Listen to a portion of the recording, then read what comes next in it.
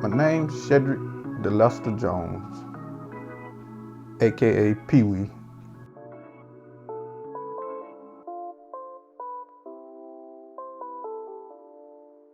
Yeah.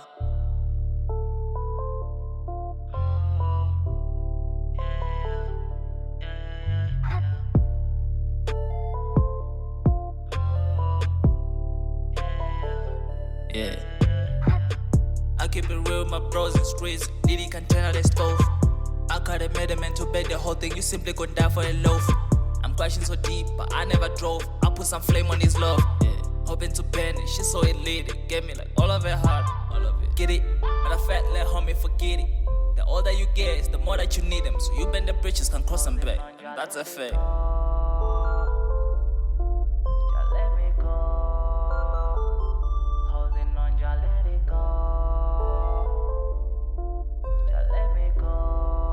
My life started just like every other black male in poverty, from project to project, neighborhood to neighborhood.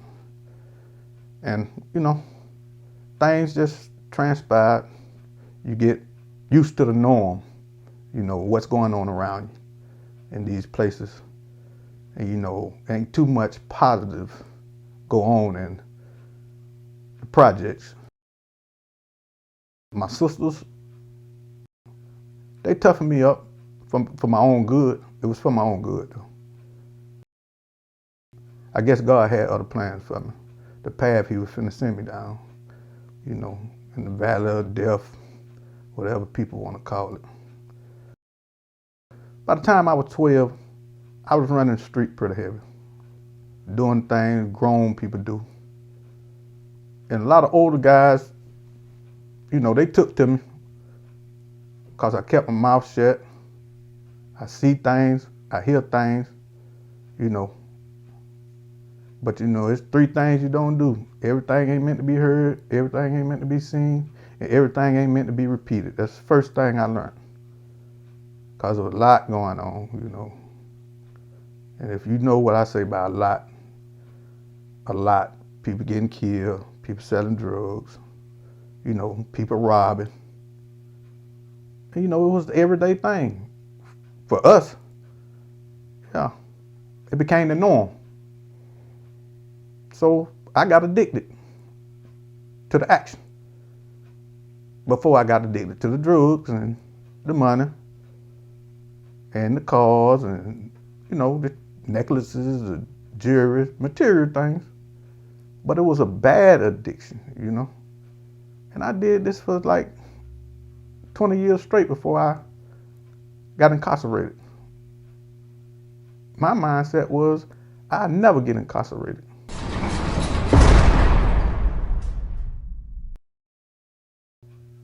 I had beat the odds. I thought I did. You know, I was 29.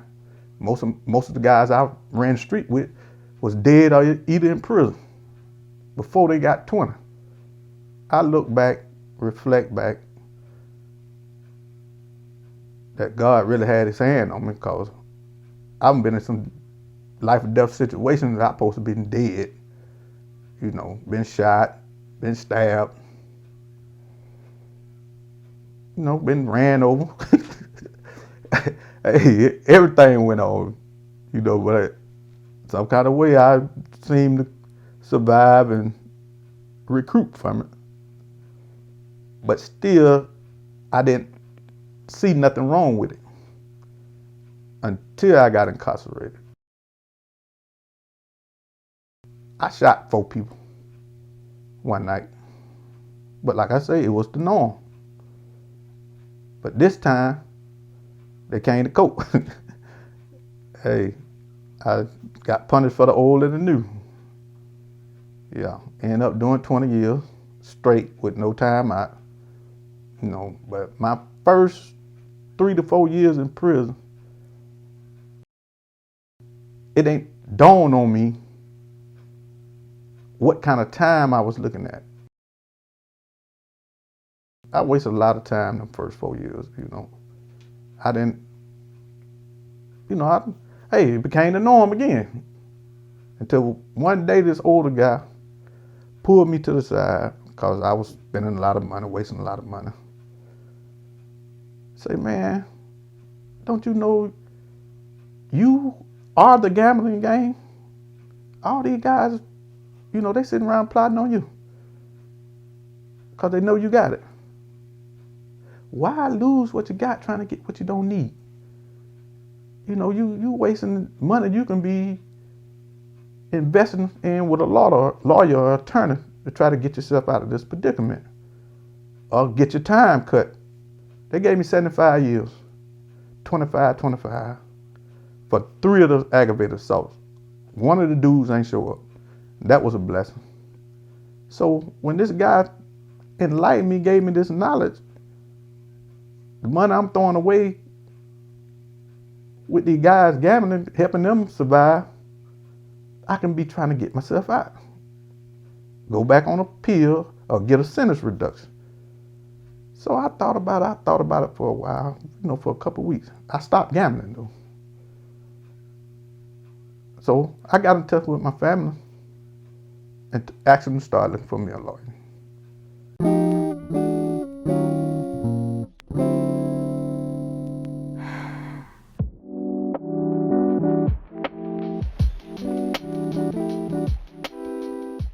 I had a little change, not much, but it was enough for a retainer. Like everything else, everywhere else, in and out, the hustle don't stop. I found a hustle in prison to fund my attorney fee, and that's what I did. But I went through 3 lawyers just trying to get back in court.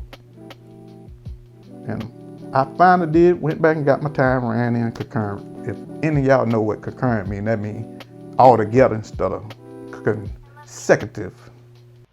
So I ended up with 25 years, but they made me do 20 of it.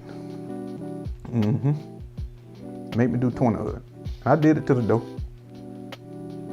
Like I say, with no time out. But it takes a strong, willing mind, an understanding mind, and a non-denial mind to make it through incarceration. I went in illiterate, didn't know how to read or write. It took me to go in isolation for 2 years straight. No roommate, no nothing, just me. No TV. So I didn't have no other choice but to learn how to read my own letters, learn how to read, period. Understand the words, the meanings of them. And it took me a minute, it was hard. Seemed like it was hard. I got my high school diploma, ended up getting a high school diploma. I took some college courses, but I did it. I realized after a while, when I hit my lowest point, when the letters stopped coming from the females, my homeboys, it kind of disappointed me, that all this stopped and disappeared. People stopped answering the phones. So, I had to make my mind up. Yeah, I'm by myself, I'm on my own.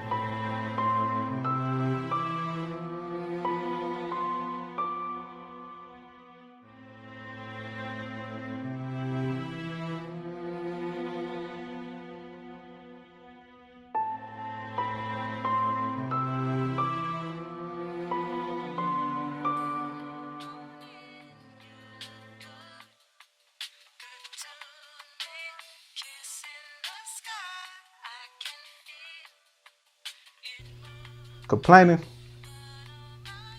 ain't gonna do nothing for you. You gotta make your mind up. I'm gonna make it through this, no matter what. That's what I focus on.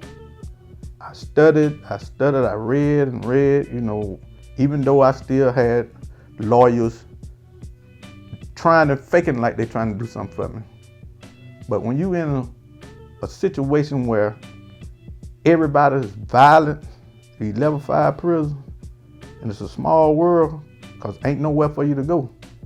Either you gonna be a predator or be a victim. The violence, it was thick. If you ain't hurt somebody, you was gonna get hurt for the smallest things. Some of the lawyers told me, you know, stay out of trouble. How? How am I gonna stay out of trouble? That's catch-22. So, a couple of them dropped my case because they saying I had a violent nature. But when you put in a situation, you don't never know how you're gonna act or what you got to do. You either gonna live or die. And trust and believe, people get killed every day in prison. One of the last incidents I got into, my mom came to visit me. And she was like, son, if you don't change and start letting some stuff get by you, let things go, you ain't gonna never get out of here. And it hit me kind of hard, you know, because at the rate I was going to end up killing somebody sooner or later. Because I didn't put up with disrespect, no kind of way. You get stole from, you got to try to kill the person who stole from you. You get talked to a certain kind of way, you got to try to kill the person who talking to you reckless too. You know, you can't let nothing get by you because you're going to be deemed as weak. Free pick, what they call it. So when my mom finally, you know, dropped that jewel there on me, I told myself, look, either you gonna change, humble yourself, because words and material stuff can't hurt you. I went through a lot mentally because that was my mindset, you know, but it had to be done. Like my mom said, if I didn't, I would have never made it out. So I took a little disrespect here and there, let some stuff get by me, but it was hard. It was hard, very hard.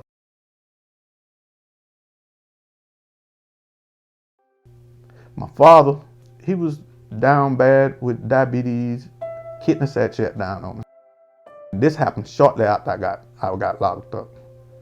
And he's a strong man because he lived with no kidneys for 17, 18 years. And he said he wasn't going nowhere until I got out, until he seen me personally. So I'm incarcerated now 17 and a half years. In some kind of way, I ended up at a TC, a transition center, where you almost out. You going home on passes on the weekend. You wearing regular clothes like other people.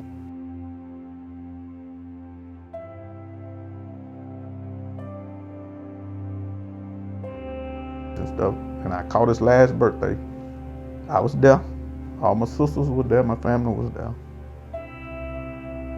But it's phenomenal, you know, how they let somebody like me out by mistake. When they say I'm extremely violent, you know. This is the picture they put on me. They labeled me as a mass shooter. One of the first cases in my area. When they realized they had made some type of mistake, some type of error, I wasn't supposed to be there. They came and got me, took me back to prison. And it was devastating, you know. And shortly after, my dad died. I'm saying about a month after they sent me back, he ended up passing away. But the thing is, he willed me home because he know he ain't had much time left.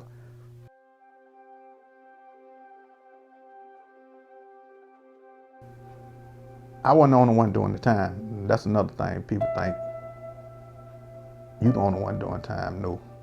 Your family doing time with you. Your kids affected because you not around. They acting out. One of my sons even came to prison just to find me. He got locked up on purpose because he wanted to see his dad. And that hurt me. I knew he was locked up, but when they sent him to the prison I was at and put him in the same dorm I was in, I had to go to the shower because I broke down. I ain't want nobody to see me crying, but it brought a lot of tears to me. And you know, I was like a male lion. I would have ended up killing somebody about my son, you know. But thank God, he made it through. He ain't had no but a couple more months when we linked up in prison. My incarceration, it affected my kids. They still kind of angry with me. I ain't gonna sit up here and lie or try to act like it's a love and hate thing, you know. They come around me when they feeling all right. They stay out from around me when they not, you know. And it's sad, and it's affecting me too now because I never knew they felt like that. I had a one-track mind, you know. But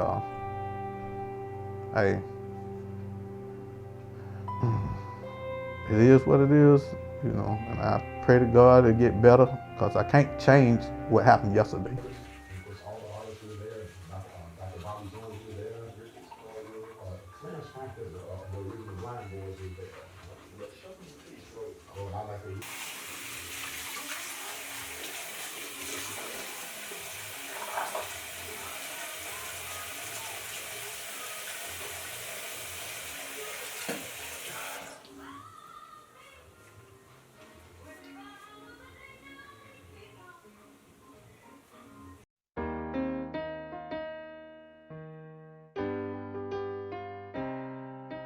I want to introduce y'all to my mother, who I worried the hell out of most of my life. But she stuck with me through the whole thing, her and my sister, you know. Never questioned me about what I was doing, how I was doing stuff, you know. But I know she couldn't sleep a lot of nights and days when I go missing, you know. But I'm gonna let her say a few words, you know, and give y'all a preview of who I was and who I am now. Okay, Ma. Well, I did the best I knew how to do with grazing him, but I thought I was doing the right thing, which I was. I said, but when kids grow up, they have a mind of their own. And I thought he was God's gift to me as my son. And nobody could tell me that I wanted to believe that he was doing these things out in the street.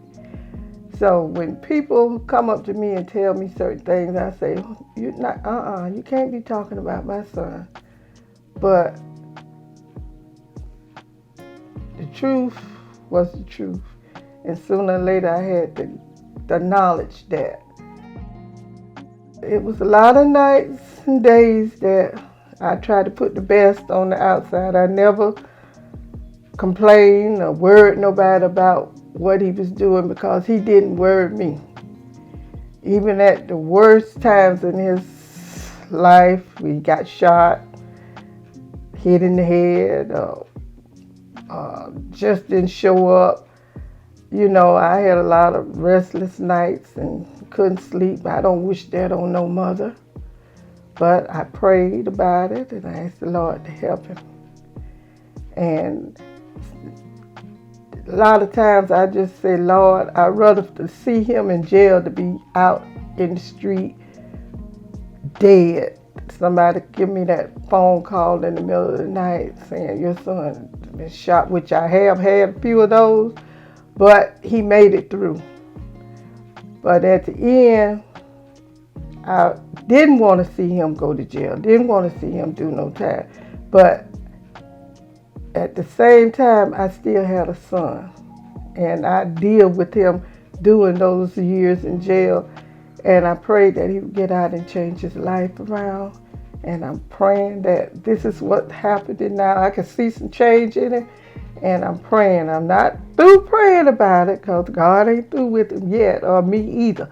But at the same time, it's been a journey. And I'm just glad to be here with him and his friends. And all of them seem to be doing quite well now. Every last one of them. And I'm proud of them. A lot of people say Black Lives Matter, which it does.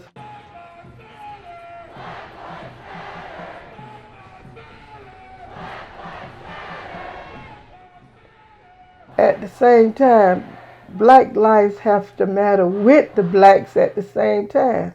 Because blacks are still killing blacks. Every day. Every day. And the only time it matters, I mean, this just me, when the police or somebody white kill somebody black. Then things want to get out of hand. But black people, black young men, please stop killing one another. This is where it's got to stop, right here with y'all. Nobody else. Y'all got to stop it. So I just pray every day that things get better. And don't nothing beat prayer. I swear to God, I had to And find just that out pray hard. about it. Because only the man upstairs is going to be the one you're going to have to answer to. And just thank God that I still have my son here with me today. Some others don't.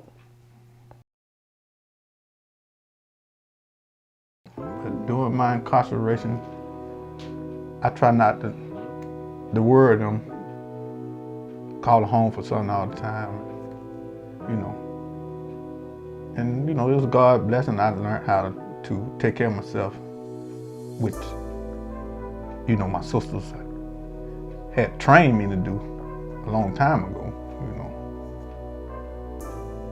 know. But it all worked out, you know. Mm-hmm. Like my mama said, I wasn't the complaining type. I thought that was being less than a man. If I really, really needed, they was there. But I didn't make it a everyday thing, every week thing. Sometimes they had to call to the prison to get me to call home. You know. All I was trying to do is make it to the finish line. But like I say, you ain't the only one doing time. Your family doing time with you.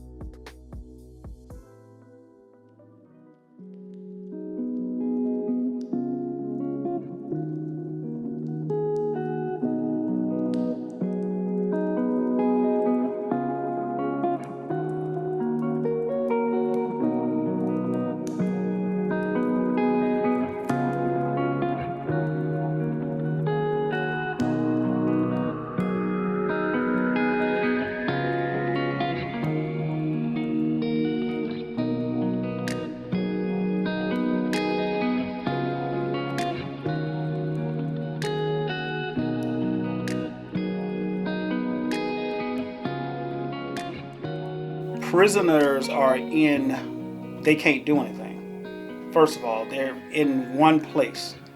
They don't have distractions. And when you don't have distractions, your mind is way more focused. Like, it's kind of like meditation. It's almost like they're in a physical form of meditation. We are taught to meditate. We're taught to shut our mind off from the rest of the world. So when they're in prison, they are shut off from the rest of the world. So they have no choice but to think. They think. That's all they're doing is thinking. They are thinking. They might even think about the reasons why they got in there in the first place. They may have great ideas that they never put out or have done because of being focused on doing other things that may not have been right. But now they have that opportunity to think. It's all about thinking and being in a spot where you don't have any other distractions. They have limited options on what they can do. it's like a reverse meditation. It's actually like a meditation. It's a more physical based meditation. See, when we're outside, we're more mental because we're having to ignore all the physical around. They're in a physically restraining area, so they have to definitely go on the inside when they think about stuff, because that's all they have, that's their own thing. The mind, that's the only thing that their jailers they don't have a hold on, in the sense of they can't tell them how to think, or how much focus to put on something. Some of the most talented artists come out of the prison system, because it's not because these people learned how to draw or paint or whatever they do in the prison system. It's because they already had it, and so it only is going to get enhanced when you can't do anything else, and that's why they can manifest.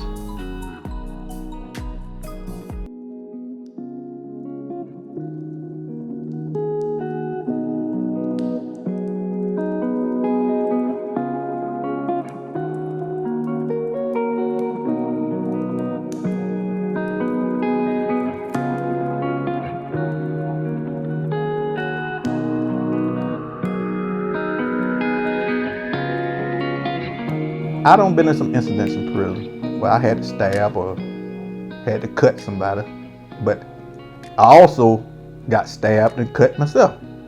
All that come with going to prison. So I ain't say go to prison on purpose or anything like that, but you got the chance to think about what you do before you do it and who it's going to affect and why. I just want to let all the young folks know out here, think before you do anything. Don't let nobody take your choices, because you do have choices.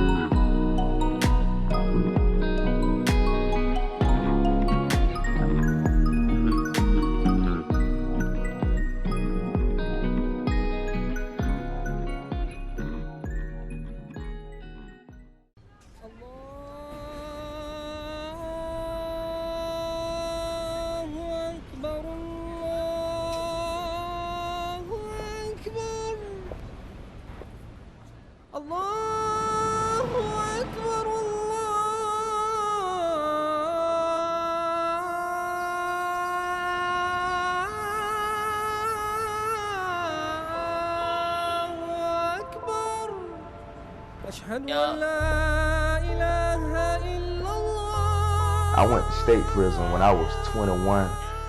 I got out when I was 27. I went to federal prison when I was 35, and I got out when I was 46. By my trial being so public and, police involved and, death and all that type of stuff, nobody had never beaten accusations like that where we from, but luckily the time that I had spent in prison, I ain't spent just goofing off. I learned a lot about law. I've seen guys fight for their life, in the courts. So a lot of that stuff, a lot of guys that I got close to was using me as a sounding board, fighting their case. And lo and behold, when I get out, I wind up getting a new case, and that experience I wound up having to rely on. And I was able to assist my attorneys with my defense. I was able to give them ideas and angles, and I knew how to read my own paperwork and find mistakes that the prosecution made, find lies that the prosecution told. You know what I mean? And ultimately was able to come out of that situation successful. You know what I'm saying? But it wasn't easy, but I stayed headstrong, and I just refused to let my life be delegated to being in prison till I was old or dead. Being in prison is they call it a structured control environment. You know what I mean? So that's why they call it corrections. If you ain't ever been corrected before, or told what to do, or been led or guided, you gonna get it when you get to the penitentiary. You know what I'm saying? And I remember getting off the bus the first day when I went to USP Coleman, United States Penitentiary in Coleman, Florida. The first thing the captain said was, welcome to USP Coleman, gentlemen. If you're looking for trouble, it's here. You know what I mean? And later on, I see why he said that, because he wasn't lying. Everything was so structured. You know, the federal system's so much different than the state because everything is political. You know, you can't just run rampant in the feds and do what you want to do. You can't make a violent move against nobody without no repercussion. It's certain things you can't do. You know what I mean? And even if you ain't in a gang or nothing like that, you're going to pretty much have to move like you in one because it's protocol to how you move. And that's to your benefit because if you ain't moving right, you might get killed. You know what I'm saying? Mangle the mall. Back in the 90s, in my 20s, I was having some growing pains a little bit. I wasn't quite mature yet. I was young. I had an experience tasting a little money, a little street success or whatever like that. And I can honestly say that I really wasn't interested in change. I was on a quest for knowledge about what I was involved in. I wanted to be big at what I was at. I was on my way, you know, like I said, till I got knocked off when I was 21. That whole 6 years that I spent in the state, I rubbed elbows with other slick hustlers, you know what I'm saying? I soaked up the game, you know what I mean? I reinvented myself, you know what I mean? I grew in stature, physically, you know what I mean? I did a little natural growing mentally, but my ultimate goal was to get out and be, you know, boss dog, you know what I mean? I was gonna turn it all the way up. I was gonna put it to them, get to the money, whatever you wanna call it. And when I got out, I did, you know what I mean? But what I didn't understand then versus what I understand now was the process. You know what I'm saying? Whether it's criminal or whether it's legitimate, it's gonna always be a process. And when you're young like that, you know, you want what you want when you want it. You know what I mean? See, now versus when I came home from the feds when I was 46, I had a whole different mind state. I wasn't intending on committing no crimes. I understood that when I go out here and start implementing the plans and the goals that I had set for myself, the realistic ones, I knew it wasn't gonna happen overnight. And all I had to do was be a little patient. And I was, along with being persistent. So basically I let my experiences from the past propel me in a positive way. You know, if things wasn't going right when I was young, I feel like I need to make a move, make something happen. You know what I'm saying? But even now, if things ain't going right, I'm gonna make a move and make something happen, but I ain't gonna sacrifice the number one most important thing, which is my freedom. Because if you ain't got freedom, you can't get nothing done. You know what I mean? We went from hustling to robbing.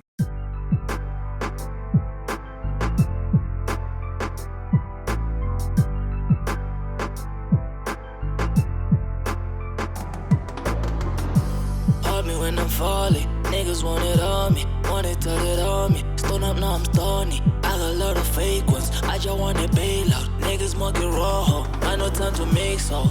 Business emotions, saw a lot of cautions. Try to dodge them bullets, why they keep on following me, I wanna cook it. For these 808s, give me some mollies, where the molly is. You can die for this necklace, living lawless, screaming God bless, trip is flawless. Yeah, man, you heard all them blouse, she wanna get my rock. Slip over, naked, she want me to hit it raw. She know I'm falling, I blow my soul lost, can pray for me. I mean, you are all in blouse, she wanna get my rock.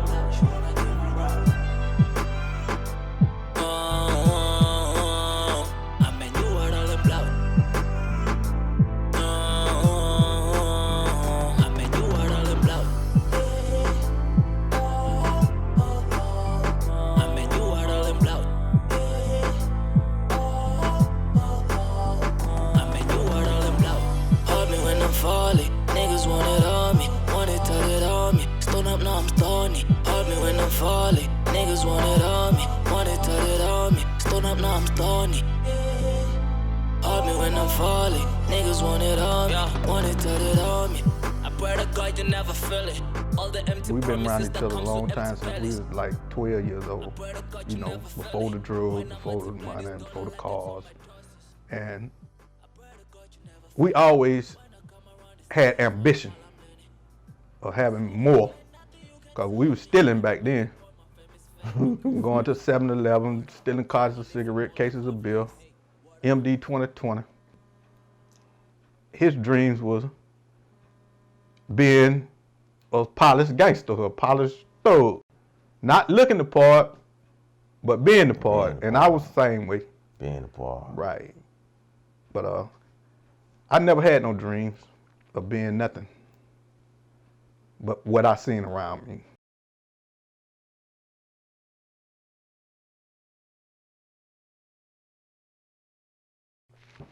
For people who ain't ever been to prison or you don't know about the part the judge don't tell you about the, you know, the betrayal, the loneliness, the taking orders from folks, or the going to bed at a certain time like a child. You're gonna be hungry a few times. You know, the money ain't gonna come when you want it to come. You know, it's a lot of stuff, man, in the judicial system that they know that you're gonna get and suffer from, but they ain't gonna mention that part in the courtroom. So I'm gonna tell you, you know what I mean? Like I say, since I'm qualified, the stuff that you're gonna miss the most while you in there, gonna be the things that really don't cost you a dime.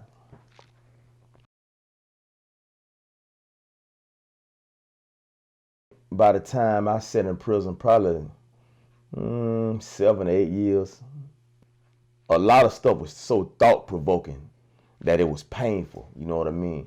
You begin to realize you done wasted your good years out here running around, right? And you really ain't got no type of sustainable skills that's gonna be able to provide the kind of lifestyle that you want when you get out there, you know what I'm saying? So I start asking myself, like, what is it that you good at that you can still get out there and make you some bread with it? You know what I'm saying? Some respectable paper, you know what I mean? And I had to face some of my fears, but the good thing that I did have on my side was I'm a hustler to the bone, you know what I mean?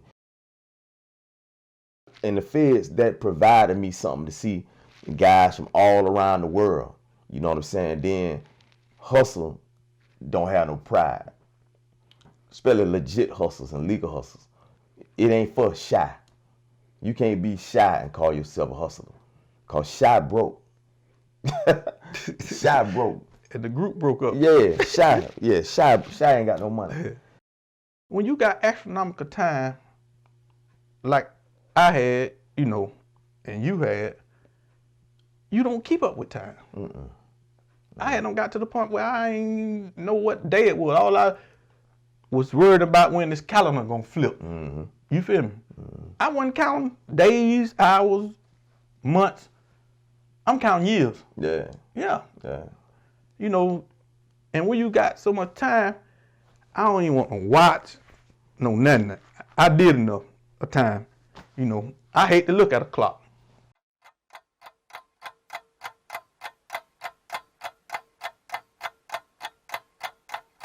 Can't get that time back, man. I can't get that time back. And that's another thing that they trick us with. Right. When you got street mentality. Like I say, you can't change yesterday. And that's right. And dudes that's accustomed to the penitentiary. And when you we talk about years and numbers, like we talking about something that can be replaced. Right. I done seen dudes go to court and get sentenced and come back, man, why I ain't get but 10? Happen. They so used to it. Yeah, but we talking about 10 years out your whole life. Because the average life expectancy is probably about 65, 75 years. Right. You keep giving away 10 here, 5 there, 20, 18. Right. You ain't got that kind of time to be fumbling and bumbling around. Yeah. You know what I mean? True fact. You know, hats off to everybody who get it early. You know what I'm saying? Prison will teach you patience because that concrete and steel is undefeated. I don't care how crazy you act, what you do, you ain't gonna be able to whoop it. You're gonna end up doing what them folks tell you to do now. Okay, how much you buck, you know, I don't try it at all. End up in the hole 6 months, end up in the hole 2 years. Guess what? When I got out, it's still the same old rodeo. Get up for inspections every morning, stand in the line until they come. I don't care how mad you get, it's gonna happen.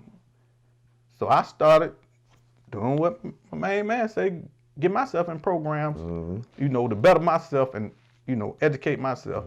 You know, I got all kind of certificates for thinking well under pressure, mentoring certificates, you know. Structure. Yeah. Real. My progress is educating and mentoring. Everybody might not get it, but if ain't no but 1 out of 20 get it, you made some progress. You know, you touched somebody. You might have helped change their life. I don't give up. That ain't in my DNA. You can do anything when you set your mind to it, you know. You got to redirect your energy and apply yourself. You know, when you in your 30s and 40s, you playing the game for bread and meat, man. You really, really got to sustain your life if you ain't got no income coming in. So what I did was I started listening to and paying attention to things and people who was moving forward. I just kept hearing everybody talking about trucks. Man, I used to hate trucks. I ain't even like being next to them big old dumbass trucks in traffic. Trucks. That's all dudes are talking about. They get out of jail, they come sending pictures back. Got a big old house, he got this, he got that, he married. I'm like, man, what's the name doing out there? Boy, he got driving trucks. No. And next thing I know, a CDL program show up to the penitentiary. You know what I mean? Then a dude I used to cook with, one of my partners from Pensacola, man, I'm gonna take the CDL program. I reluctantly took the CDL program. But, you know, I'm learning about myself as we're going along, right? And like I say, I realized that anything I get in, I'm all the way in it. So now I'm realizing it was never about the dope game. It was never about criminal activity. It's just who I am as a person. If I'm in something, I'm all the way in it, and I ain't playing. You know what I mean? So I got in the CDL program. I ordered the books, read them cover to cover.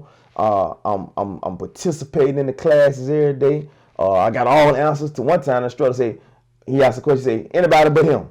Because he know I know the answer already. Because now I'm committed. Right. I'm in it. You know what I'm saying? True. And I took that and ran with it. You know what I mean? So when I got out, there it is. Now I got CDL license. Now I got a truck. You know what I'm saying? I flip cars. I go to the auctions, flip cars. You know, it seemed like soon as God said, soon as I asked God to give me an avenue to earn a living where I could still use my personality and hustle, it's just like everything opened up. You know what I'm saying? When I took them first couple steps, he just took over and did the rest. You know what I mean? You got to get a plan and see it through. You know what I mean? You got to really, really put the work in, man. That's if I ain't learned nothing else out of all this right here, is that the same energy and the same focus and the same intensity that I invested in the things that eventually gonna crumble, I redirect that energy into things that I know gonna have a solid foundation that's gonna benefit me. You know, I don't lend myself to things or people that ain't beneficial, man, at all. And I don't feel no kind of way about it. You know what I mean? You know, a lot of people get close to you with a hidden agenda. And like Steve said, you know, there's a lot of guys trying to get up under him so they can run off with whatever he had gave them in front of them. You know, you don't never see it coming because these dudes they know how to act, know how to pretend. Some of our best buddies was the ones stabbing us in the back. Yeah. Getting up information on us. Yeah. You know. Yeah. And it was sad when we finally realized it was these dudes. Never would have figured. Especially when when everybody always talking about the codes and the street code, this, that, and the third. Them ones gotta watch. I'm gonna be honest with the world. The only rules is ain't no rules. The rules is to get paid and stay alive. No matter. All that other shit is out the window. Trust me. They can be your best buddy. Everybody think about their own ass, period, in their own pockets. You'd be the only one playing by the rules. If it's women, money, jewelry, you know, clothes, you know, you think some of these people be happy for you and you trying to help lift them up, but they really don't want nothing. They keep messing up, and look for you to lift them up, you know, so they go to feeling like you owe them. Yeah. You know, I don't owe you a lot. That's how I felt. A lot of envy, a lot of pretending. That's a sign of weakness. A good dude in a dirty game.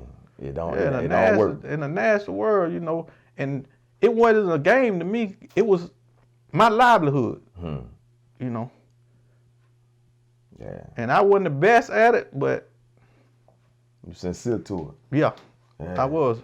Like I said, I was addicted to it. Yeah. You know. Sincere to it, straight up. Right. To the farm, and we rolling again. We ain't thought we was gonna ever be out here together again, but we here. You know. This dude here, I kill or die by him. Yeah, like you know what I'm saying? But he got enough sense not to put me in no situation, bad situation. Likewise. And I got the same mentality. You know. Yeah, we here to stay now. Yeah. You know, I'm trying to enjoy all this.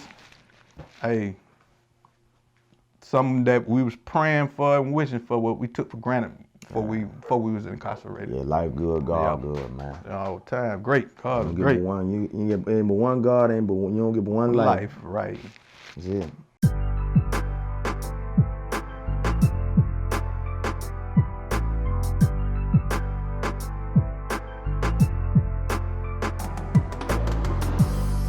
When I'm falling, niggas want it on me, want it tell it on me. Stone up, now I'm stony. I got a lot of fake ones, I just want to bail out. Niggas monkey rojo, I no time to mix so. Business emotions, so a lot of cautions. Try to dodge them bullets, why they keep on following me? I wanna cook it, for these 808s. Give me some mollies, where the molly is. You can die for this necklace, living lawless, screaming God bless, trip is flawless. Yeah. I mean, you are all in blouse, you wanna get my rock. Slip over, naked, she want me to hit it raw. She know I'm found, I blow my soul lost, can pray for me. I mean, you are all in blouse, she wanna get my rock.